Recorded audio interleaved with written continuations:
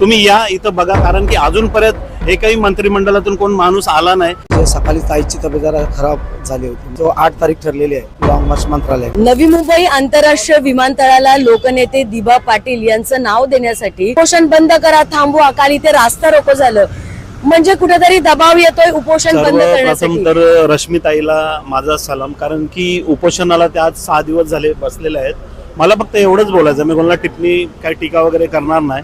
ही सरकार एका दिवसात जर नोटबंदी करू शकते, ही सरकार एका दिवसात ट्रिपल तलाक हटवू शकते, तर आमच्या दिबा पाटील साहेबांचं नाव का नाही देऊ शकत? आगरी कोळी समाज हा खूप प्रेमळ समाज आहे, शेतकरी समाज आहे, वारकरी समाज आहे।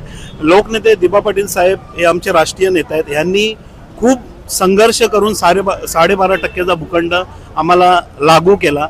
आज ते निस्ते आगरी कोळी समाजाचे नेते नाही, तर ते पूर्ण महाराष्ट्राचे, देशाचे, शेतकऱ्यांचे नेते आहेत। मला फक्त एवढंच बोलायचं आहे का तुम्ही या इथं बघा, कारण की अजूनपर्यंत एकही मंत्रिमंडळातून कोण माणूस आला नाही। 6 दिवस झाले त्या माऊलीनी नाही पाणी पिला नाही, तिच्या पोटात अन्न। याच ठिकाणी जर कोण एखादा आमदार बसला असता तर मंत्र्यांची लाईन लागली असती इथं बघायला, उपोषण तोडायला, पण सरकार काय लक्ष देत आहे? नुसतं ते काय सांगतात आहे का आम्ही अर्ज दिलाय, प्रस्ताव दिलाय, पण नाव केव्हा देणार? जेव्हा जमिनी घेतल्या तेव्हा सांगितलं का आम्ही नावं देऊ, एअरपोर्टचं काम चालू झालं, एअरपोर्टचं विमान उडायला लागले, पण तरी पण अजून काय नाव देण्यात आलं नाही ना। आम्ही नाव घेतल्याशिवाय राहणार नाही। म्हणजे नाव घेतल्याशिवाय